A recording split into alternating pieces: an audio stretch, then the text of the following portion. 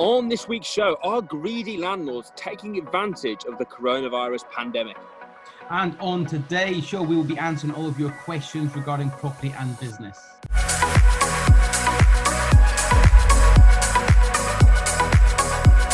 Welcome to the Property Investors Podcast. Thanks so much for tuning in. Make sure you subscribe so you never miss an upload. You can catch us on Apple Podcasts, Spotify, and YouTube. Enjoy this week's show and don't forget to share it with all your friends. Hi, I'm Russell Leeds. Hey, I'm Alistair Cunningham. And welcome to the Property Investors Podcast. How are you doing, my friend? I'm really good. Really good. So I am currently in Glasgow city centre. I'm staying at the nice hotel in city centre because I'm up here for a few days for some business. You have nice hotels in Glasgow. They actually, do you know what? When I arrived at the airport, I've not been to Glasgow for 20 years at least, okay? And when I arrived at the airport's nothing special. It's just like a little shitty. Weren't you at the crash course there? Like, again? Like, weren't you at the crash course there? Like, that was Edinburgh. I was at Edinburgh. Yeah. So we were arrived at the airport, and it's nothing special. It's just a small airport for a small city, really. And then I got in a cab. The cab driver was the most miserable motherfucker I've ever met.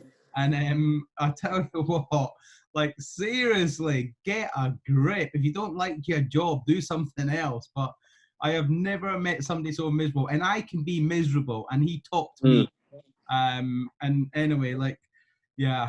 He got the because when he gave me the card machine, I put my card in, and then I took the card machine off his hands to put my PIN number in, and he grabbed it back off me and went, "I'll do it." And I went, "All right, whatever." And I'm just like, what? When he said "I'll do it," did you mean I'll put your PIN in? I'll do it. What's your PIN? He meant I'll hold it, and I'm like, "Come on, man." Whatever. But anyway, and then like we arrived, and in fairness, the hotel's really nice. It's a really modern. It's just been refurbed. It's like the new DoubleTree in Cambridge Street in Glasgow.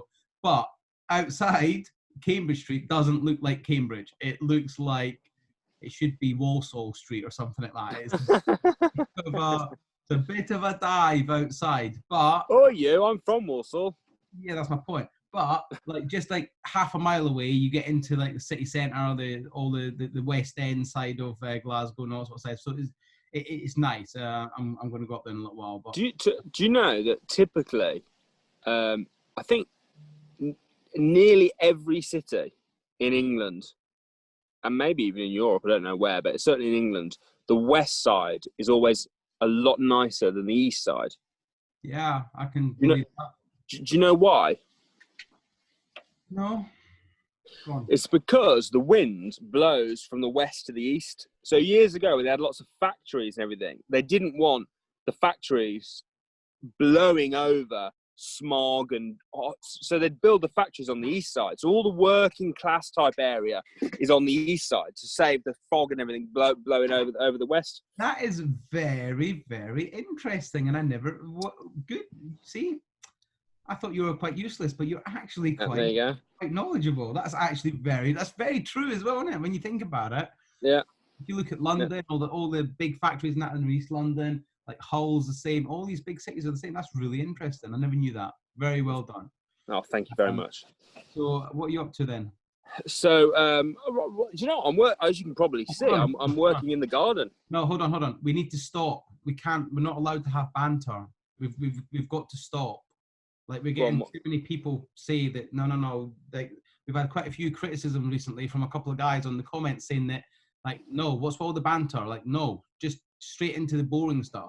Just give us property knowledge. Yeah, that's all they want. And then apparently we're not allowed to have fun. We're not allowed to have a laugh. Like, you know what? It's our show. Let's just do what we want. Yeah. So I'm here in the garden. I'm working outside today because the weather's so beautiful. One of the massive advantages from working from home is you can work in the garden. So I got my iPad out here. I've been working in the garden all day, and it's been beautiful. Nice bit of sun. Is it vitamin D you get from the sun? Yeah, vitamin D. Vitamin D, nice bit of vitamin D. So yeah, I'm happy as Larry. Vitamin C, isn't it? I don't think so. I think vitamin C is from orange. It's vitamin D. You're right. It's vitamin D. I think so. Anyway. But yes, all good. All right, so let's get onto the topic so we don't annoy people too much.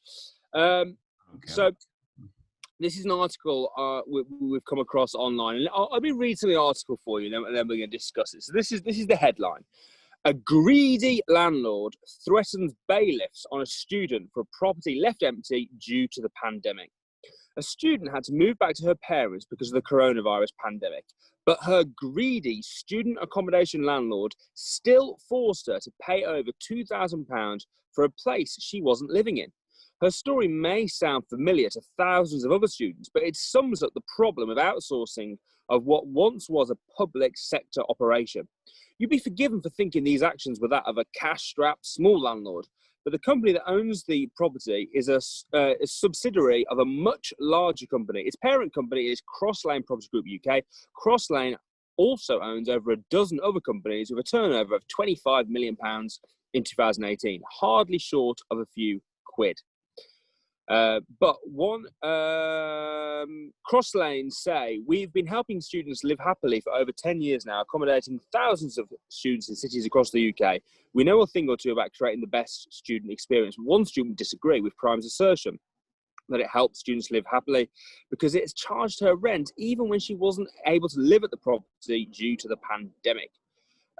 Blah blah goes on about how greedy they are. I'm not going to read the whole thing out, but you get the idea. So our sort of discussion point today was: are landlords being greedy, charging rent when you can't stay in the house yourself for whatever reason? Alistair Cunningham, thoughts? No, they're not. Sorry, can you hear my private helicopter going past? No, it's ridiculous. Come on. Firstly, obviously we have to look at case-by-case basis, but if you rent a property of somebody and you have an AST contract and you commit to a contract, that's business. Get over it. The fact that you can't live there for whatever reason, that's your problem. It's not the landlord's problem, okay? Now, if the contract has come into it, let's say there was only a month left on the contract and the tenant came to you and said, look, this has happened. I need to vacate early. Can we do something? Then that's a different story. That you can discuss, you can have negotiations. But for somebody just to expect the landlord to say, do you know what? Don't worry about it. Don't have to pay me. It's ludicrous. And this sums up the snowflake generation that we live in today. It sums up the entitlement that we live in today, where people feel they're entitled to whatever they want, whatever suits them, whenever they want it. And it is utter bullshit, in my opinion. And people will disagree. Good. But my tenants, they either pay me or they get out. It's that simple. That simple. And if they're there... So have you ever had like a tenant who's come to you and said, oh, I don't need the place for a couple of months? I've had it, mate. You've had it? Okay. Tell what happened. I had a tenant of mine who, he lived in the tenant for about 8 months. He lived in the property for about 8 months. This was a property I had in Wolverhampton. He then decided he wanted to go back home for a couple of months to rejuvenate and just relax and chill out. He wanted to go back for 3 months. He said 8 to 12 weeks. So he goes, I'm not going to be staying there for 8 to 12 weeks. And I said, cool, thanks for letting me know. And he said, okay, so I need to stop the rent payments. And I says, no, well, your contract still got 6 months to run. So you're still going to be paying contract. And he goes, yeah, well, I want it when I come back. He goes, I just don't want it for these 3 months. But then he wanted to leave all this stuff there. So I actually said he could break the contract. I said, no problem. Give me a month's notice, pay a month's rent. You can break the contract. But it won't be there when you come back. And he said, no, but I want it when I come back. And I said, well, then you have to keep it and pay the rent. Because I'm not going to have a room unable to charge rent for and not getting paid rent because you want to go on a jolly up and sit on a beach somewhere and just chill out and rest. It's not my problem. And he was disgusted at the fact that I wanted to charge him rent so he could store all of his stuff in there for 3 months.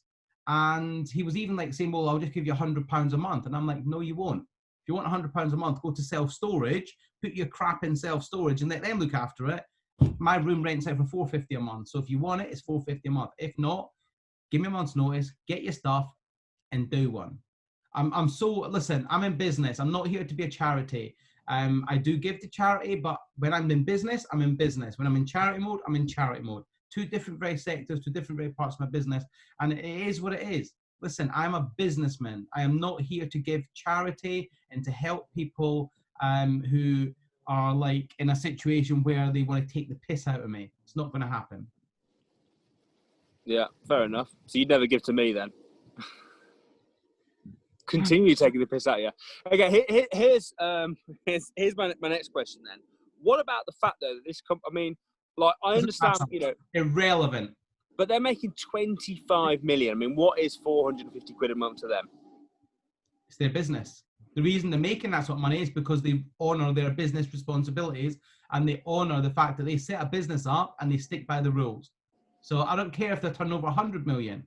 If they have a contract with somebody, if they have an agreement with somebody, they stick to it. I don't care. They're not a charity. They're a business. Yeah. Do you think there's ever an exception? The problem is, no, there's no exceptions. Not in my world, there's no exceptions, okay? And I know in other people's world there will be, and I don't care how harsh this sounds. That is the reality, right? Now, right. The problem is, that person that student will now go away. They've got this entitlement where they feel that the world owes them a living, and the world owes them whatever, right? So yes, at this point, it's a company that turn over 25 million. They might turn over 25 million, but is the profit 25 million? No. It'll be probably nowhere near that, okay? So my point being is, yes, this time they probably could afford to take the loss, but they shouldn't have to, okay? It's not about whether they could afford it or not, it's about whether they should or should not have to, right? Secondly, who's to say that she won't, or he or she won't go off and do this with a landlord that's got one property or two properties, or is a struggling landlord? Because what you're doing is the rules are the rules. I don't see how they can say that they're greedy for wanting their rent. Can you imagine, like, if you rang up, who are you with, phone company with? O2.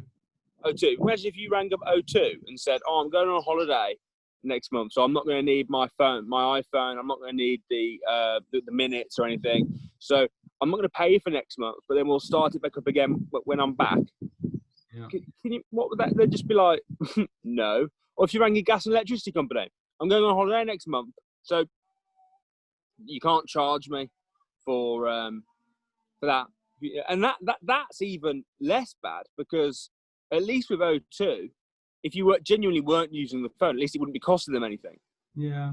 But with the house, you've still got your mortgage, you've still got your council tax. Look, for me, it just instills that sense of entitlement to that person. Because if they've done it right, if they've done it to one person, they're going to do it to somebody else. And then they go through all of their life with a sense of entitlement where they think, "Oh, God, I've been hard done by, so I must pass that problem on to somebody else."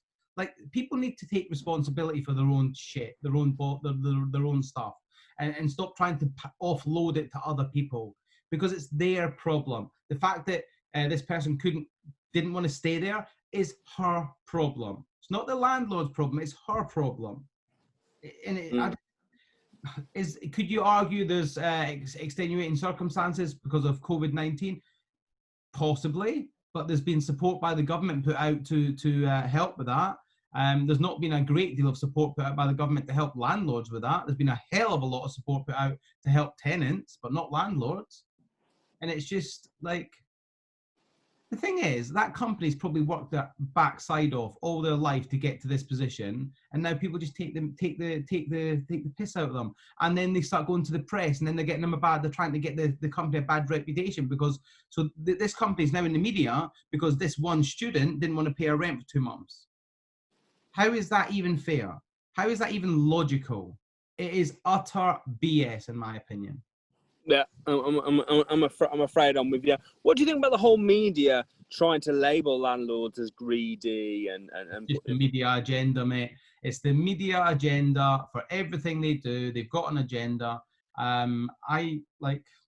It's just how the media are, because I don't understand why. I don't want to understand it. I don't care why, because it will never affect me. I don't let what happens in the media affect anything I do in my day-to-day life, because I know most of it's opinion driven, most of it's agenda driven, propaganda driven, and it's all to just cause issues and problems. And I don't sign up to that class, mate. I'll get on with my life, my business, do what I've got to do to look after me and my family. And you know what? As long as it's legal, ethical, and above board, I'm doing it.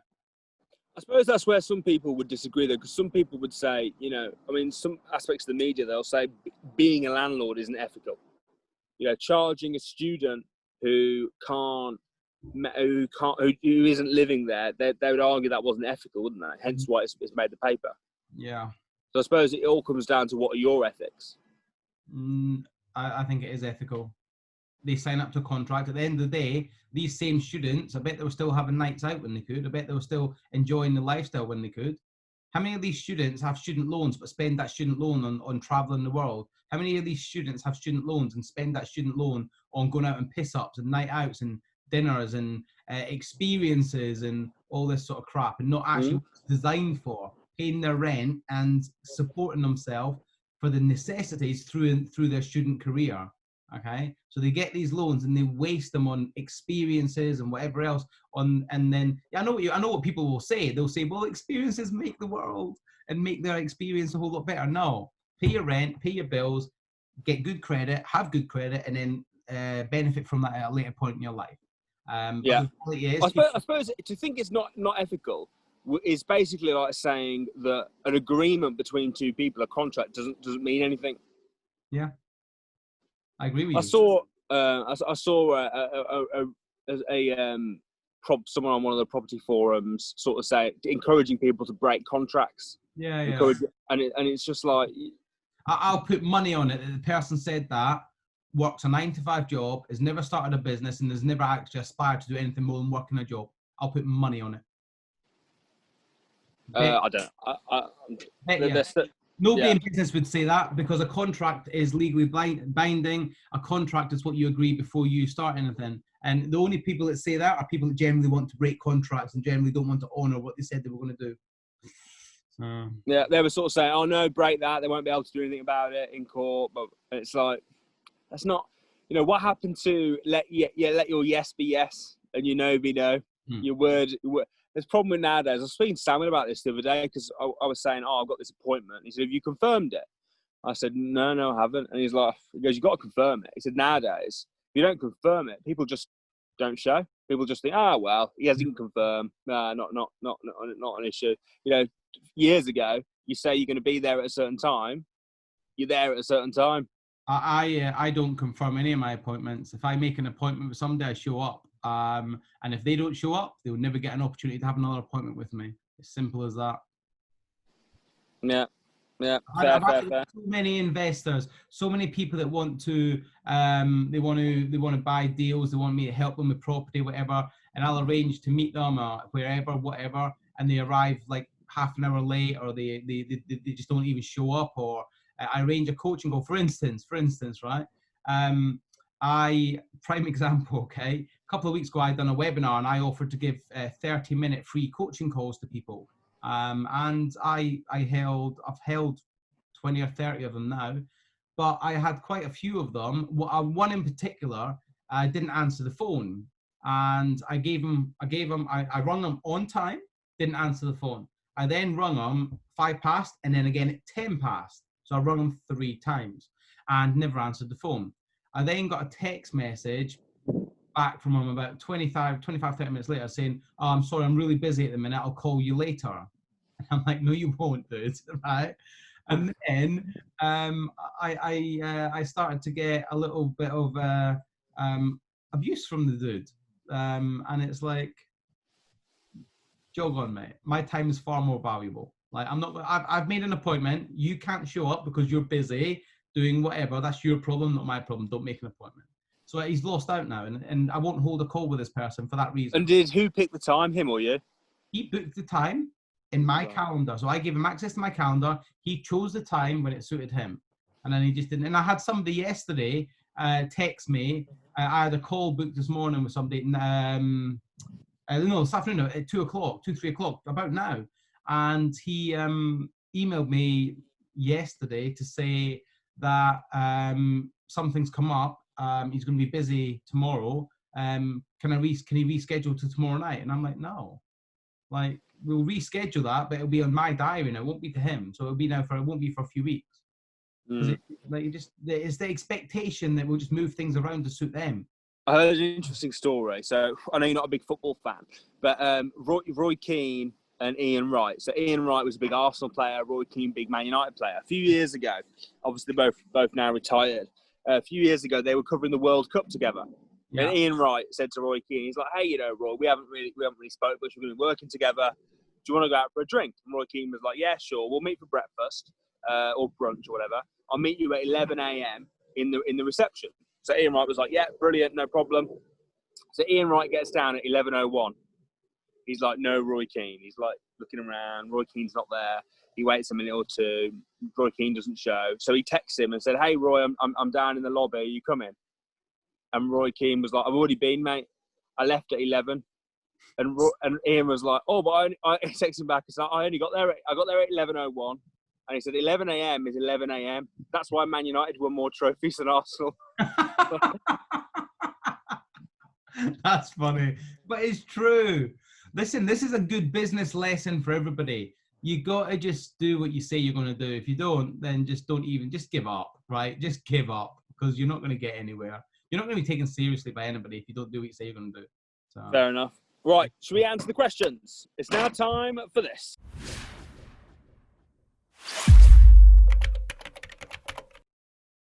Okay, this is part of the show where you ask your questions and we do our best to answer them as best as we possibly can, basically. So normally Alistair does most of the answering the questions, so apologies for that in advance.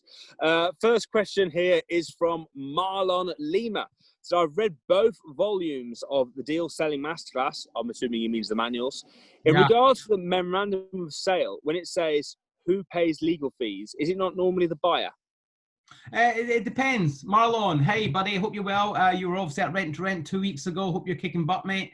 Okay, so Marlon, listen, a contract, before you get it signed, is completely negotiable. So whatever you negotiate depends on what you write in the contract. So that question on the memorandum of sale is, who pays the legal fees? Is it you or the buyer, or the vendor? Now, part of your negotiations during it might be to say to the vendor, listen, on this occasion, I'm happy to pay the legal fees for you. Or it might be the vendor doesn't even ask you to pay the legal fees. So don't offer it. Use it as a negotiation skill when you're negotiating the property price, the rent to rent agreement, whatever you're agreeing. Use it as a negotiation skills. So I would keep that back just until you need it. And then let's say the vendor's on the fence with agreeing that lease option, agreeing that rent to rent, or agreeing that sale. You say, do you know what? How much are the legal fees going to cost? It's going to be what, £1,500? Well, I'll tell you what, on this occasion, if you are happy to go ahead with the deal and get it done, I'll happily pay the legal fees on your behalf. See, use it as negotiation. And then it's a great way to get deals over the line. But I wouldn't willingly give it up straight away. Do you know what I mean? So hope that helps. What, are we still talking about deals now? No, I'm talking about other stuff. But anyway, you missed one out. You missed a couple out, actually. I might be reading them in a different order. Next, okay. Carla Choet de Carles says, where can I listen to your podcast, please? Well, probably answering on the podcast is not a good idea because she won't hear it because she doesn't know how to listen to the podcast. Don't know how we get it. Good point. I'll reply. But we're on Spotify, we're on YouTube, we're on Apple Podcasts, we're on Stitcher, anywhere that there's a podcast. Just search Property Investors Podcast. Here you go. I've just shared the Apple link for her. Great.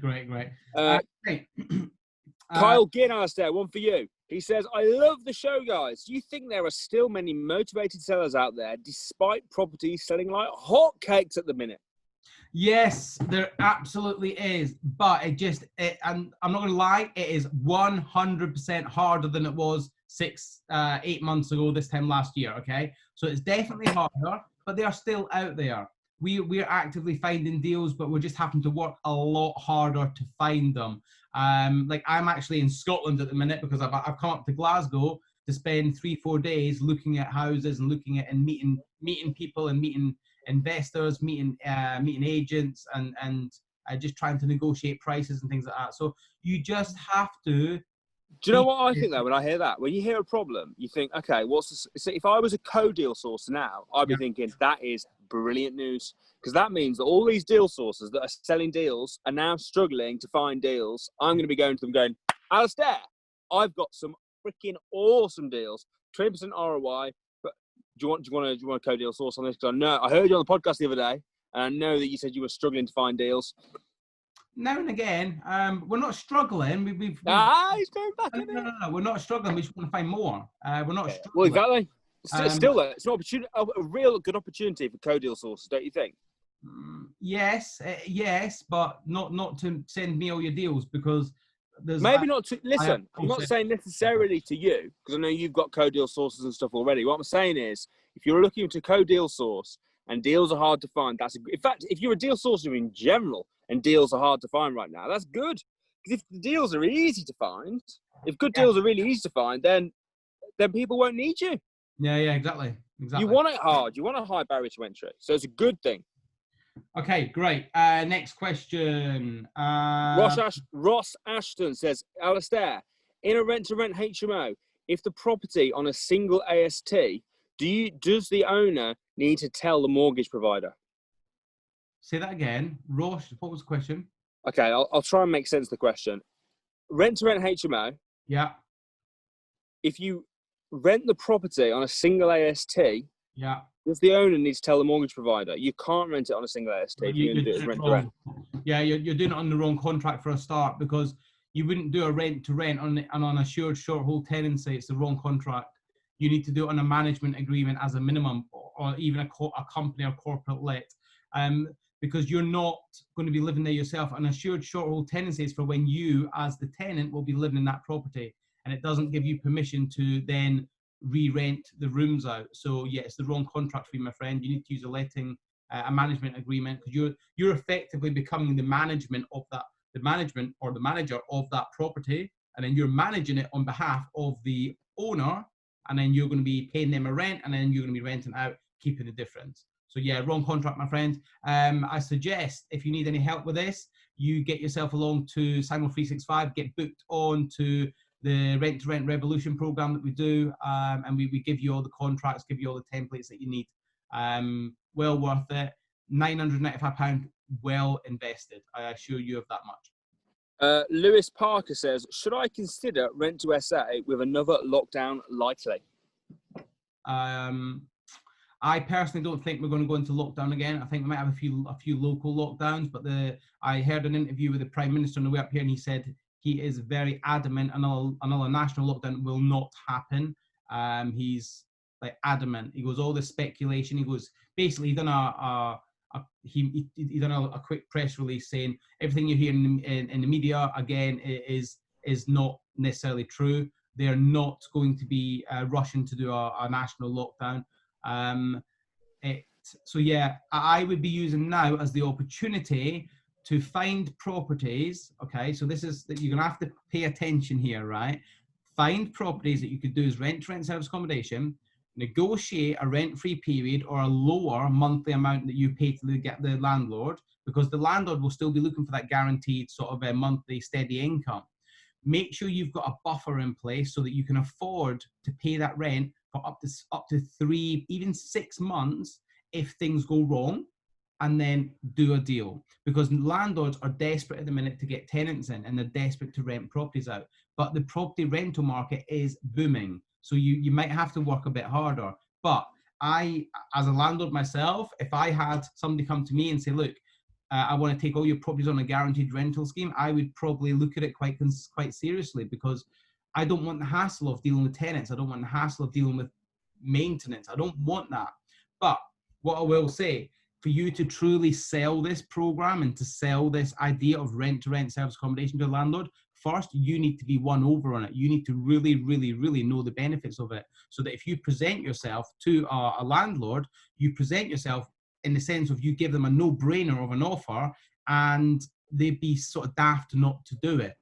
But don't go into this, any negotiations when it comes to rent-to-rent as a motivated buyer. You go in as listen, I've got an amazing offer for you, and if you don't want it, then I actually think you're a bit silly for not taking it. That's how you play this. That's how you go with this. The problem is most people trying to do rent-to-rent go in as a motivated idiot, and they don't know what they're doing. They go in and say, no, I'm going to do it as service accommodation and all that sort of stuff, and they really just don't get it. Education when rent-to-rent is crucial. Again, get on Samuel 365, like £95 a month. join the program, get the education, even come and do the Rent to Rent Revolution, which is online. You get given all the contracts, all the templates, all the scripts, and it's do you know what? Best $995 you'll ever spend, because you get one deal, you'll be making that a month. Yep. Brilliant. Well, I think that is about time to end. So, guys, thanks ever so much for tuning in this week. We're back next week, so we'll see you next Friday at 7 p.m. Don't forget to subscribe, hit us a comment. If you like our banter, let us know. If you hate it, let us know. Comment on YouTube. Tell us that we're pricks. Tell us, Alistair, show them your muscles. Show them where you've been working out. Look at his. This arm's really sore. Like this arm, like even like putting my arm down, I can feel the muscle. It's like there is so sore at the minute. Like so, it's just ridiculously sore. I feel like you do with just your right arm. Like, I know your left arm doesn't get it, but I know your right arm gets really sore after all that repetitive stuff. Well, after I broke my elbow. Yeah, repetitive strain injury, don't you? Yeah. So anyway, on that bombshell. See you next week, guys.